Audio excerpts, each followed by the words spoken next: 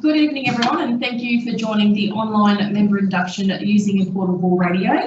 Again, given our current restrictions, this is a way that we can allow members to become job ready and get familiarisation with using a portable radio whilst they can't be at their unit.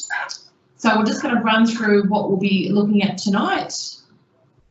So this is session 9 of your induction program, and it is a practical component of Job Ready. But again, we're just going to try to run through this tonight so that you can familiarise yourself. So when you get to the unit, you will be job ready and do have a better understanding about what a radio is. So this section provides information on call signs, pro words, RSVP, radio duress activation, and the phonetic alphabet.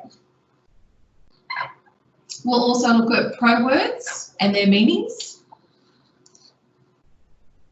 RSVP and what that actually means in the sense of not the online dating site, Dave, it's the rhythm, speed, volume and pitch that we'll use using a portable radio, and what the duress radio duress system can do, how to activate and deactivate if it is activated in error. We'll look at the phonetic alphabet. And this is some great artwork by a local artist, isn't it? When one of our members, Rob Stevens, which has made it a little bit easier for us to understand. So that's broken up, and again, it's in that induction paperwork. So Mark, if everyone really enjoys this and wants to learn more about radios, can you just quickly explain what's the next step once it becomes job ready? Yeah, so the next step would actually be to undertake the Operate Comms Equipment course. That will actually explain in greater detail our radio systems, our different types of radios.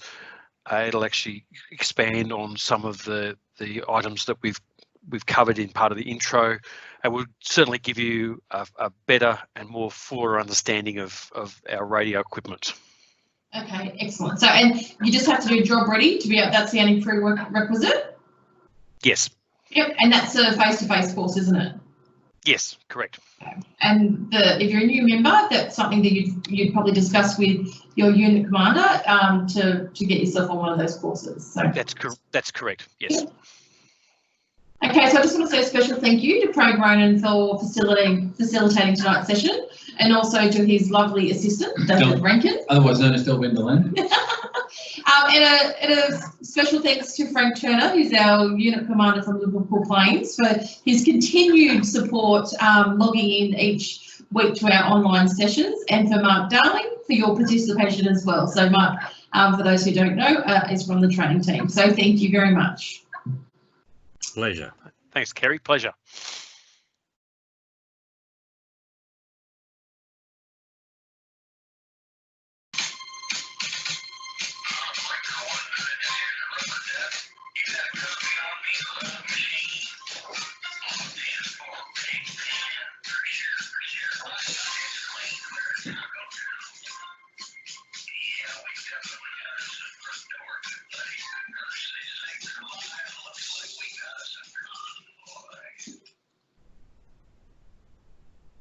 Good evening, everyone, and welcome to How to Use a Portable Radio with Craig Ronan and David Rankin. So I'm going to hand off to Craig, who will step us through the job ready and how to use a portable radio and go through all the functions.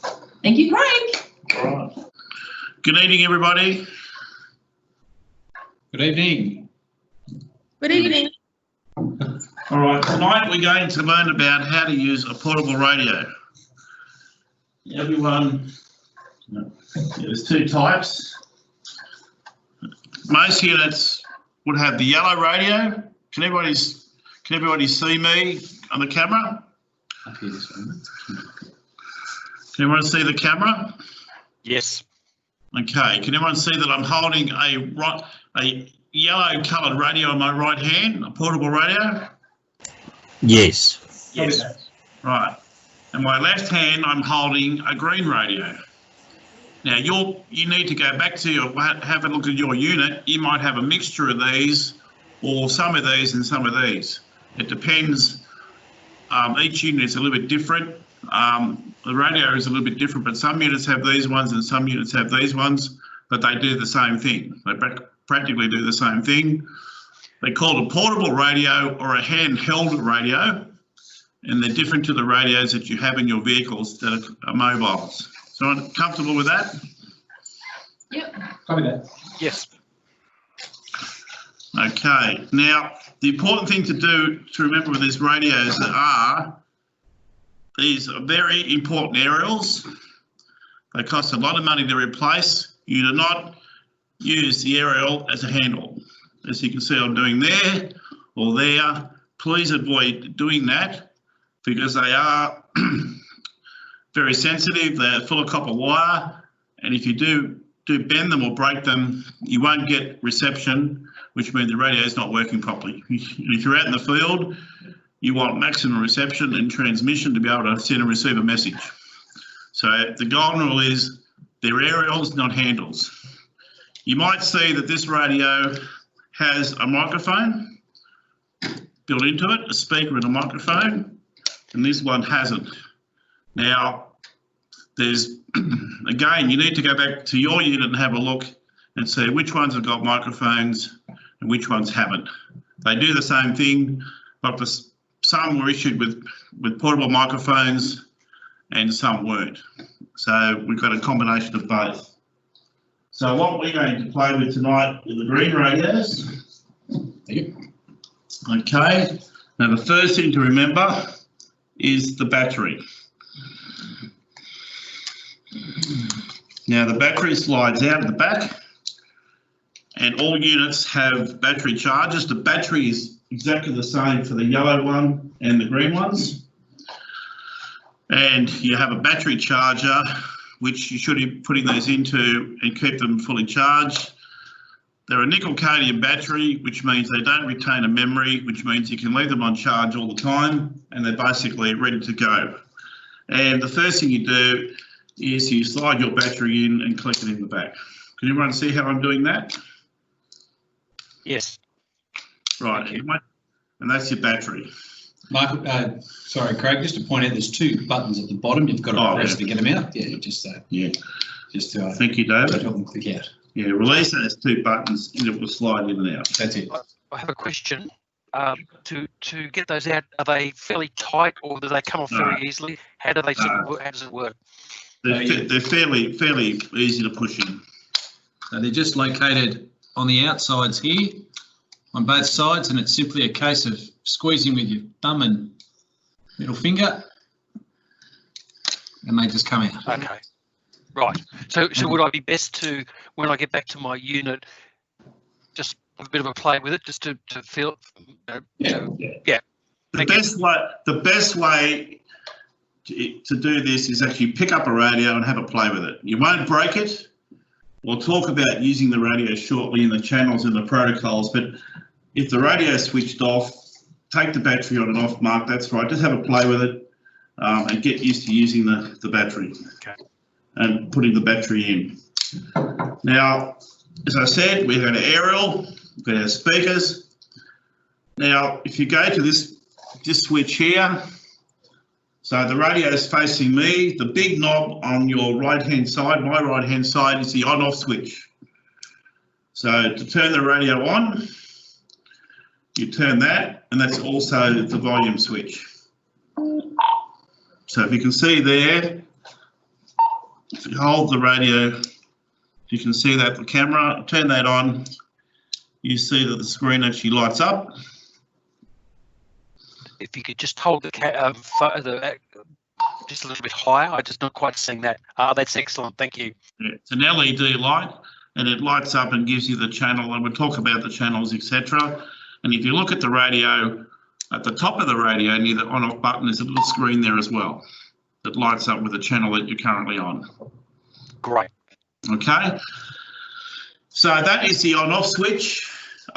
You might notice there's a nice little orange button on the top. That button is the duress button, and you only ever press that down. You have to actually hold it down for a couple of seconds. You only hold that button down in a life-threatening situation that you're personally something's going to happen, and that alerts people that you've set an alarm off, you're in a dangerous situation, they can trace your radio and trace you and come and help you. So please, unless you're in a situation you need to, really don't press that orange button, because it will set off an alarm. It'll go to state headquarters, they track the radio down, and they send emergency help to that particular person or team that's got that radio in the field. That's called the duress button. Is everyone clear on the orange button, what it does? Yes. Can I ask a question? Sure. What happens if I were to press it by mistake? What do I do? Well, it's a funny thing, as I was driving home from Barradine about a month ago, and there was a lot of radio traffic, I thought I was turning one off in the car and hit the duress button.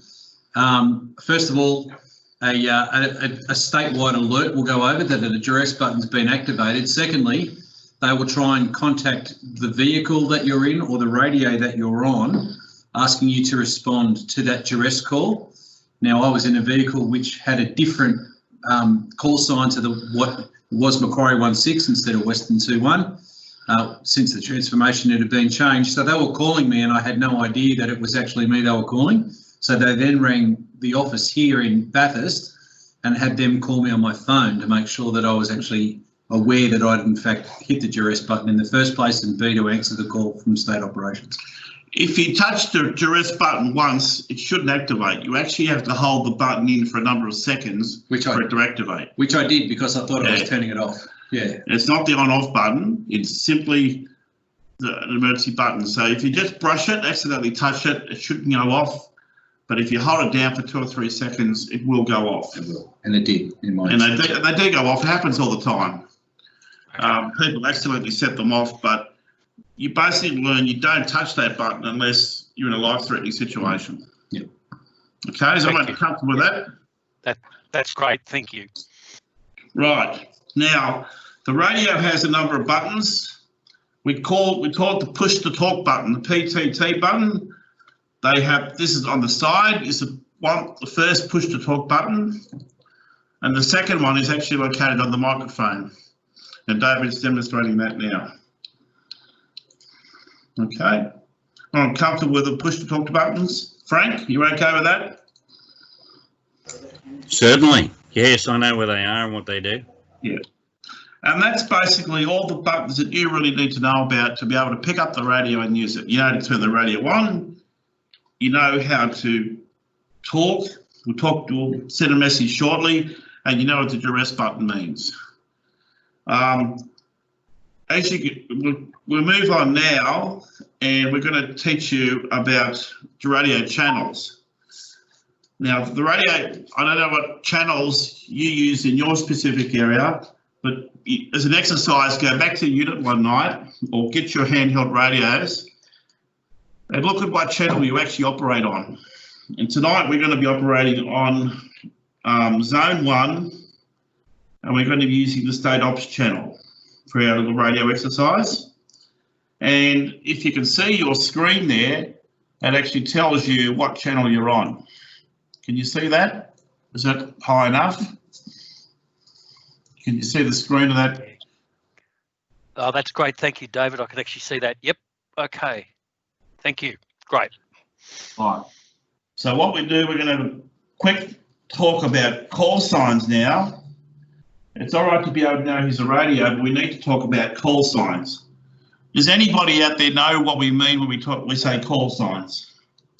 What do call signs actually mean? That's the radio address of the vehicle or the portable you're using or the headquarters. Beautiful. That's exactly right. Now, you go out to your vehicles in your unit. The vehicles could have storm numbers, they could have rescue numbers. The number of the vehicle plus the name of the unit, it's like you could have Barradine 64, Liverpool Plains 99. Name of the unit plus the number of the vehicle is the call sign for that particular vehicle when you're using it. And it's pretty self-evident, isn't it? Yes. Now, the portable radios should all be numbered in your unit. It should have a number. say we've got 2 radios here tonight. This is portable 1, that's portable 2. So, and the name of the unit here, well, we're Central West Capability Unit, which is a bit of a mouthful. We'll just say our call sign is Central West tonight, and this is Central West Portable 1, and Dave's got Central West Portable 2. So that's the call sign. Does everyone follow how we decide what the call sign is? Yes. Yeah, we tend to use the same call sign on the portables as the vehicle they come out of. Okay. Good idea. That's good, but you must identify in the call sign that it's a portable radio. So Frank, you would say, give me an example of your call sign. Liverpool Plains 57 portable 1. Beautiful. So that, you see how that works, everybody? Thank you, that's great. So what do you think we have call signs for? Any idea why we actually have call signs? So you know who you're talking to? Exactly. And where you're calling from? Exactly. It's like a telephone number, isn't it? Or I said, now, if I'm trying to call David, as I said, David's Central West Portable 2, I'm Central West Portable 1. There's a protocol we should use to establish contact. We don't have to use the call sign every conversation, but we have to use it initially so that we can get the contact. So if I say Central West Portable 2, Central West Portable 2, this is Central West Portable 1, over. And I'm actually calling David twice. He might not hear it the first time, or he may hear half of it. He hears it again, and he knows that I'm trying to get hold of him. Is that clear? Yes. Certainly.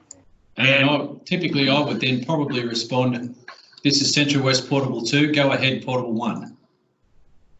Over. Over. Okay. We're going to talk about pro words in a minute. Over is a pro word we need to use, but is anyone understanding the call signs? And then I can just say, g'day David, how you going, blah, blah, blah. I don't need to use the call sign once I've established communications. Once I know who it is, Dave, we know each other, we can actually talk. We use the pro words, but we don't have to use the call signs. At the end of the conversation, I might just simply say, Central West Portable 2 out, which means I'm hanging up and I don't need to talk to you any further. So we say our call signs to establish the message, to call the other person up, and then we can just have a general conversation and hang up when we're finished. Is that okay? You're uncomfortable with that concept? Absolutely. Yes. Now, Craig, from my perspective, being a big fan of the movie Convoy, there are certainly call signs and signals, pro words that we can't use. So typically, you'd hear a lot of truckers using things like 10-4 and those sorts of things, but can you explain to me what some of the pro words are and how we don't get caught up in the Hollywood of radios? Thank you, David. Yes, we're not all American interstate truck drivers, and we do have some really basic call signs, some basic pro words. Now, the pro words are a military thing. They've come down from the military. Other emergency services use them as well. Why do you think we need to worry about using pro words? There's a reason we use them. Consistency? Yeah. Keeping a conversation brief. Conversation brief. And if we've got poor radio communications, if we've got background noise or there's bucketing down rain or we haven't got perfect reception, we can understand one word, that word might mean 2 or 3 words. We can actually shorten the conversation, as you said, Frank, and get the other person at the other end to understand. Now, over, what do you think over means? You're finished. My understanding with over is that I've stopped talking for the moment, so it's now your turn, the person on the other end, to start speaking. Yep, I've sent a message. Yep, that's right, Mark. I have sent a message to you. Over means I want a response. Yep. Means I expect a response using over. Now, what do you think you say the word out means? I think you said it before, is where the conversation is completely finished. We've finished what we want to talk about, and anybody else on that network can then start talking. Yep. Out means I've hung up. So the person initiating the conversation says out, at the end of the conversation, it means I don't want to talk to you anymore. Go away. Now, you never say over and out together. Why not? Because we're not American interstate truckers. No, that's right. But they're contradictory. That's right. Over's actually asking for a response, and now it says, I don't want to talk to you. Yep. So try avoid using over and out. I seen an American show the other night. They do it all the time. The cop shows. Thank you, David. It's very important we understand over and out. There might be some other simple call signs we use. We're carrying another, say we've been responding to a rescue job and we're talking to the State Operations Centre. They will ask us for POB. What's POB mean? People on board. Yep. How many crew are you carrying in your truck to go to the rescue? I have 5 POB. So is anyone clear on POB? ETA. I think ETA is a pretty easy one. Yeah. Estimated time of arrival. That's right. We're going to a job. We need an ETA. Now we used to have Roger, but we can use copy or Roger now. Copy is what does you think copy means? I understood your transmission. That's right. It used to be Roger and Roger Wilcox, the old British call signs, but we can say copy now, or Roger. If you give me a message, Frank, and I can't understand your message, what do I say? Say again. Very good. Years ago, it used to be repeat, but I spent some time in the Army Reserve, and you never say repeat on your radio, especially in a rifle, if you're in a firing range, because guess what they do? They fire at you again. Okay. So it's always say again if you misunderstand a message. It's not repeat. Okay. If I want a situation report, Mark, about you've been responded to a job, I want a situation report. What do I ask for? A short way of your brief description of what's happened, where you are, and it's called a sit rep, abbreviated to a sit rep. Yeah, I'm asking for a sit rep. Sit rep is short for situation report. If I ask you to stand by, what am I asking you to do? Just wait. Don't say anything. Just wait, and you'll come back. You'll come back to come back to me in a minute. Yep. There might be another important message that's coming across, or something's happened, and I say please stand by, or I could even say wait. Wait is another call sign we can use for that. And send or go ahead. That's the other call sign. Does everyone remember the phonetic alphabet? Oh yes. Yes, and in your books, you do actually have a copy on page 21 of the phonetic alphabet. It's a good practice in getting understanding how to use it. Good way to do it is you're driving down the road, you see number plates, try to use the phonetic alphabet to spell the number plate. Because when we're in difficult situations, again, we've got poor radio reception, we may have to give a street address or a name of a person or a name of a something or other. We have to use phonetic alphabet so people will understand what we're trying to say. And it's the same with numbers. If you're going to use numbers, you say, I use numbers, such and such, I spell, and then you use a phonetic alphabet. Is everyone okay with that? Copy. Yep. And this all takes practice. It's really, really easy to sit up here and talk about all these pro words and the phonetic alphabet, but it really takes a lot of practice and getting to use them. Would you like to do a simulation of what a radio conversation might look like, Craig? Yep. Before we do that, we're going to talk very quickly about another thing which is very important. We should remember RSVP. When we're using a radio and delivering a message or receiving a message, we should always remember RSVP. What do we mean by R? Does anyone remember? Rhythm. Yep. And I would have thought, Craig, that might be to keep it natural. So talk in your natural voice, maybe even divide the message into some natural phrasing so it's not jerky or staccato. And maybe a third thing, even just break up the transmission if you have to, so you're not speaking long sentences. That's right. Keep it in a rhythm, as we've suggested. Yeah. Now, just remember that, you may not know this, but if you push your talk button in and you talk for about 3 minutes, it'll cut you off. It has a time limit on the messages, on the length of the transmission. Should give one of these to my wife then. So you have to remember, just use your natural rhythm. Speed, talk, you have to talk fast, but don't talk so fast that people can't understand you. Be clear. Have a good pace that people can actually understand what you're trying to say, but don't dawdle, don't be really slow and carry on and try to give a message.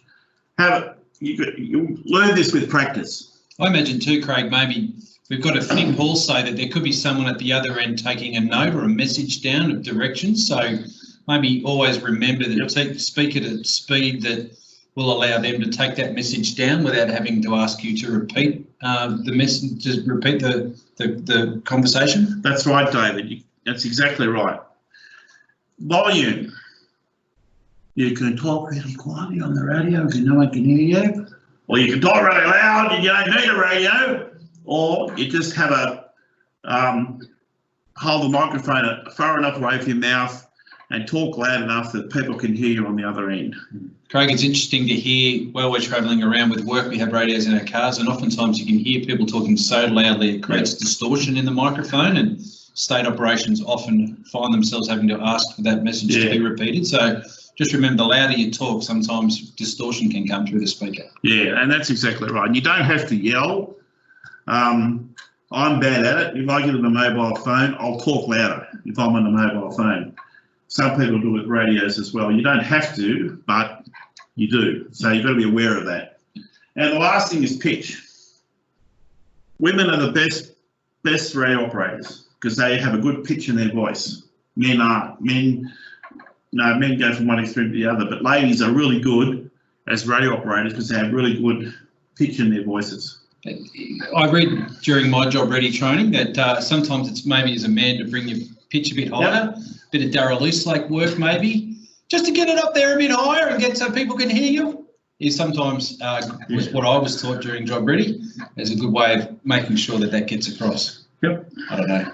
I just like Darryl East-like though, Craig, but I think that's really good. RSVP. Yep. So remember that always. So I'm trying to be funny. Sorry, people. I love it. And you've got to be confident. Yeah. Don't be frightened to use a radio. It's always funny when you do a radio assessment, people just lose it and people can't use it. It's just like using a telephone. Pick it up. We can all use the telephone. Don't be frightened to use a radio. So, Craig, can I just ask, because I'm one of those people that I really struggled, as you know, when I learned how to use the radio, and that's come from working in another industry that we didn't have all these pro words. So if I've done this training, but I still wasn't feeling confident, but I needed to use the radio, it's not the end of the world if we don't get it right, is it? No. As long as we remember those, key points. That's right.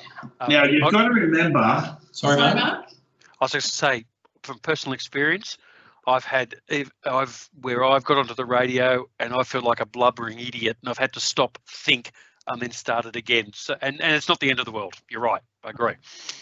So sometimes I just think people, we need to encourage people to go, it's okay to make a mistake. No one's laughing because we all need to practice, that's all. So we're not actually making a mistake. No.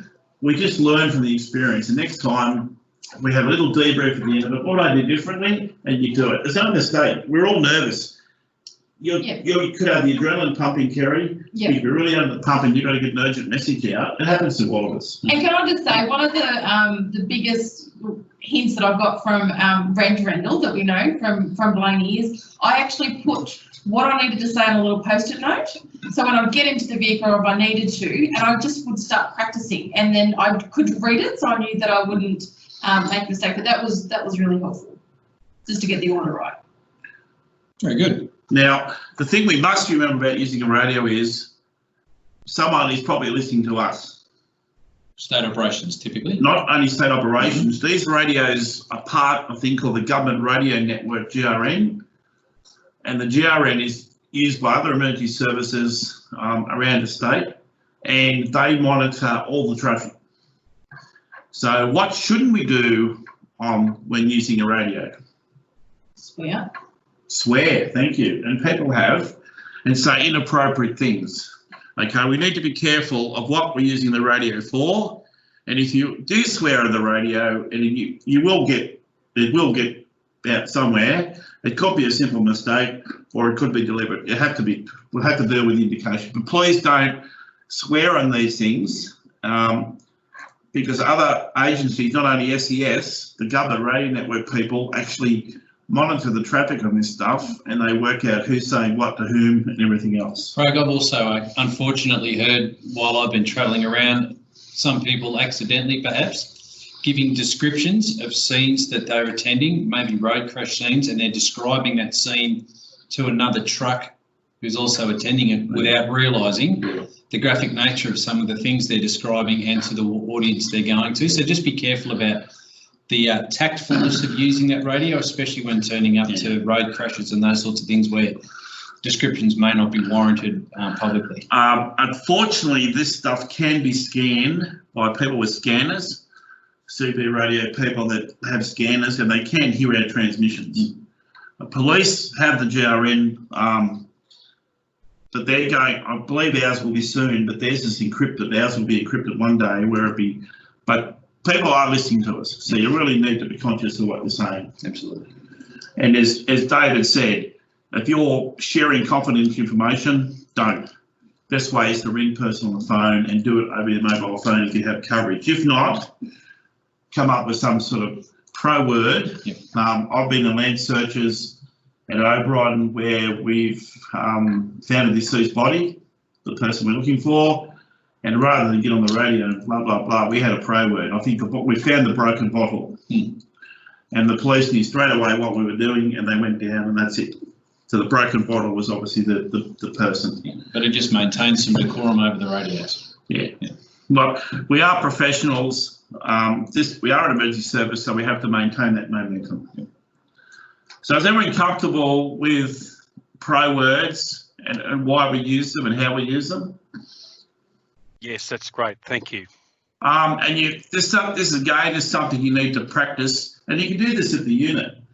Or if you're driving to a job, you can sit there and give each other a call sign and just pretend you're talking on the radio to each other. It's something you can do at training, or put the phonetic toilet sign behind the toilet door. When you sit on the toilet, you can learn the phonetic alphabet that way. People have told me that's how they learned the phonetic alphabet. This is something we can always keep fresh in our mind and be the best we can.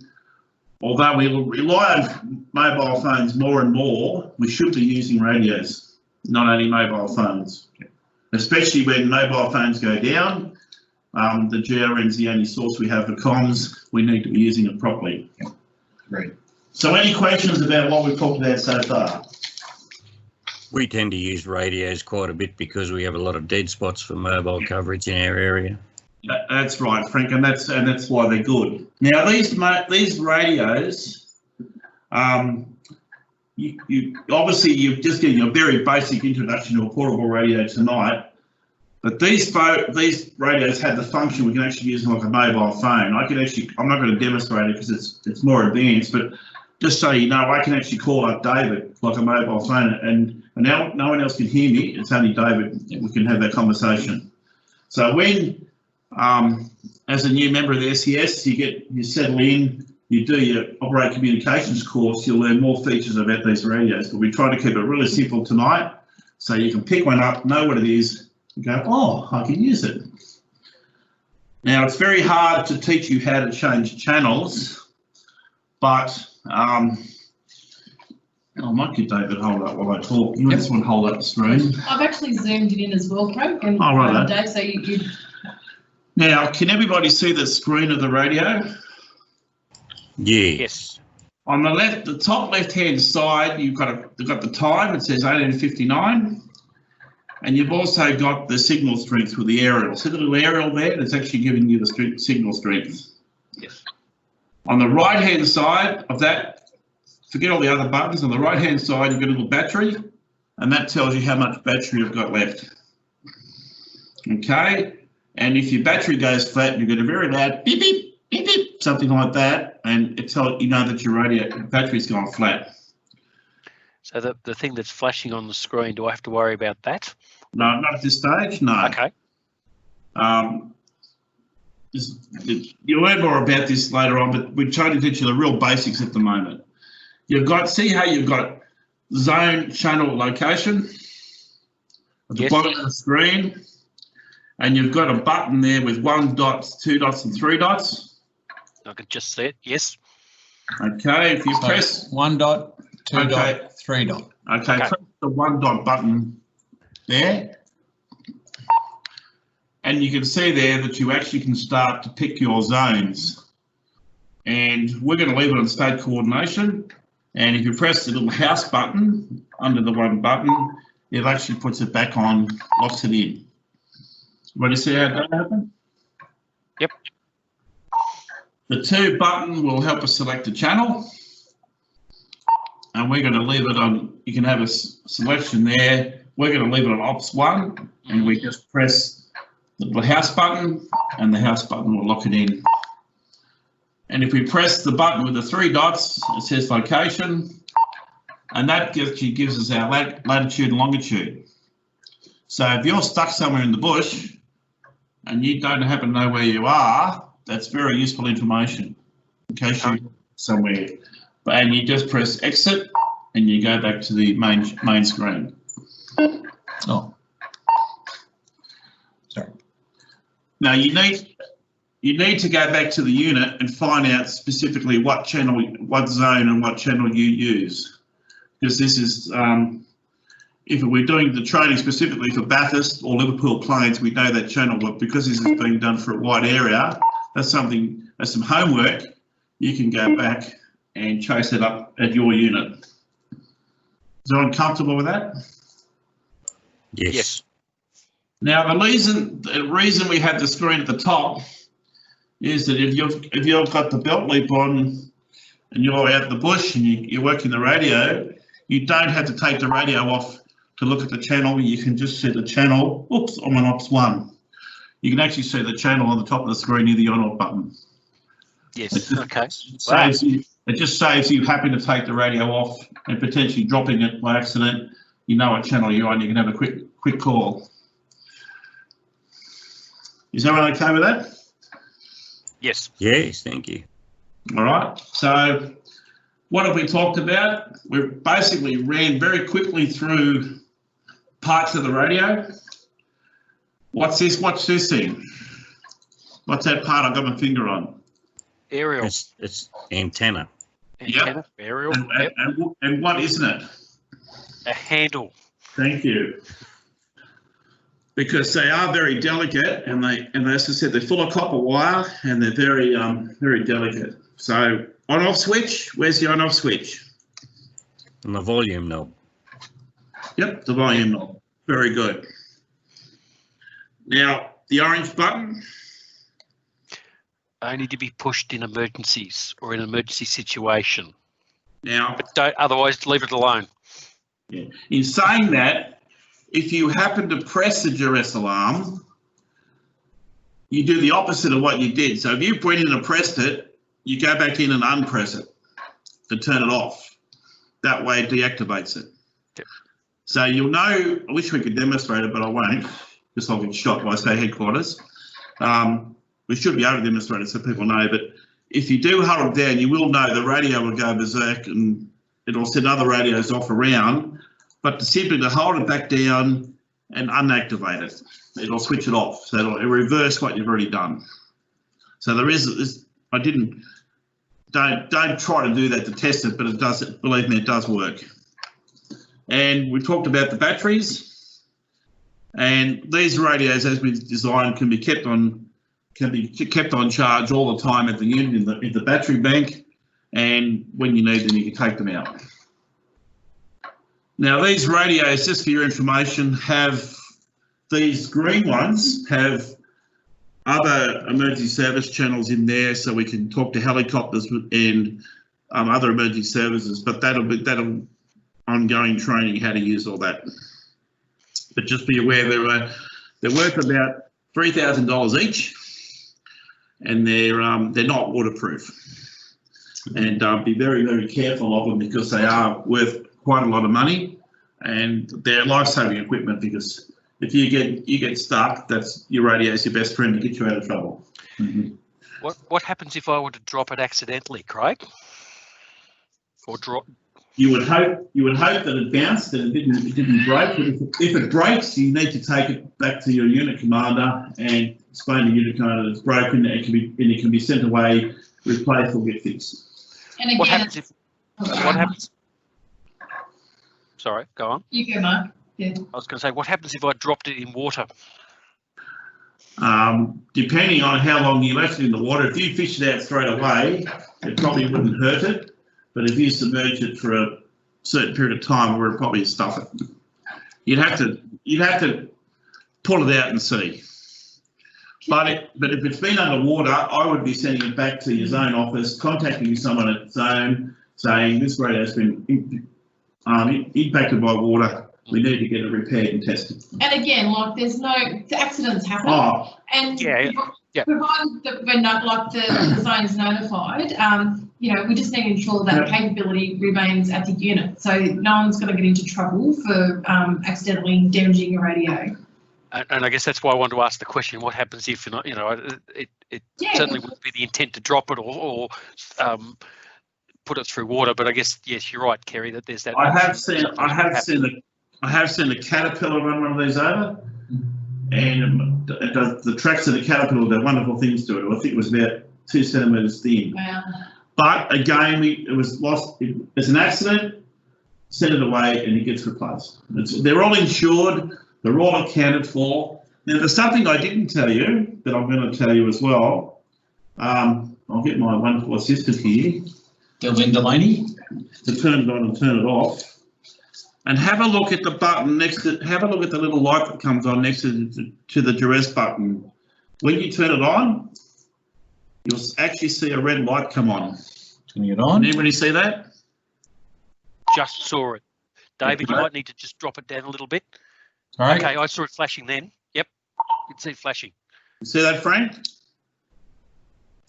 Yeah, I can see it. Okay, it comes on red first, then goes to green. What's that doing? What do you think that's doing? That's actually talking back to the network and just doing a bit of a self-test and making sure I'm working okay and telling the network that I'm actually active and on. It's called actually affiliation.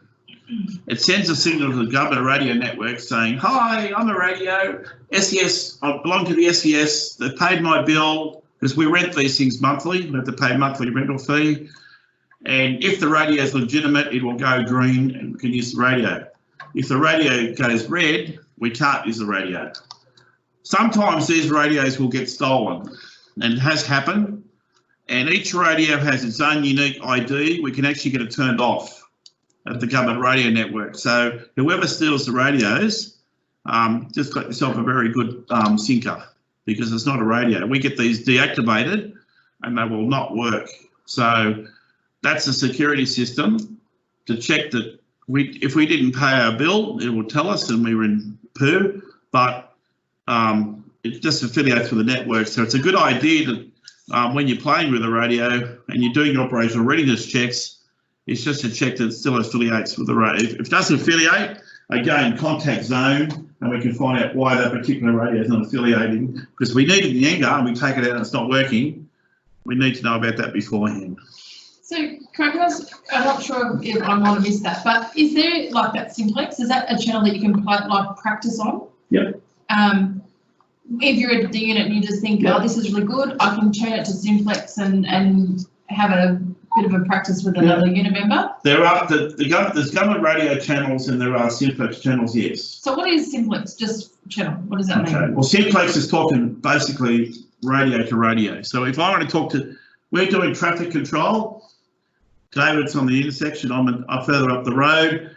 Simplex means that those two radios are talking to one another, and that's it. No one else can hear it. If they're on the government radio network, it means that the whole world is listening. on simplex, could you do the duress and it won't tell No. state? No, the duress only work for. Oh, if it's on a radio channel. Yeah, Don't worry, it'd be good to demo, but yeah, we'll get in trouble. that's It okay. won't work for simplex, unfortunately. So simplex is this radio talking to radio. The government radio network stuff Right. is more advanced. Sorry. And if you're interested, there is a learner's guide for operating communications equipment if you want to go and get that extra knowledge in your own time. Look it up on EOS. It'll actually explain a bit more detail the technical stuff for the radios. We don't want to make it too complicated. We just want to show you how to pick the radio up, know what the basic features are, and so you can use it. If you go to a briefing and you're out on the job, normally the radio will be already set on the channel for you, or the team leader will tell you what channel you're using and help you change the channel. So that's the way you overcome that one. Now, all areas have got different frequencies that they operate on. That's why it's hard to pick a certain frequency out, because they're all different. Now, we've covered call signs, we've got the message, we've done all that. RSVP. I think we've just about covered it. Yeah. I just got a quick run, like I did a quick PowerPoint just to. Yep, so there will be a PowerPoint that'll accompany this, so Yeah. you'll be able to brush up on some of the information on the PowerPoint, and there's also a handout workbook that you'll be able to download and print out at your unit to get a bit more knowledge and just to freshen up on this as well. So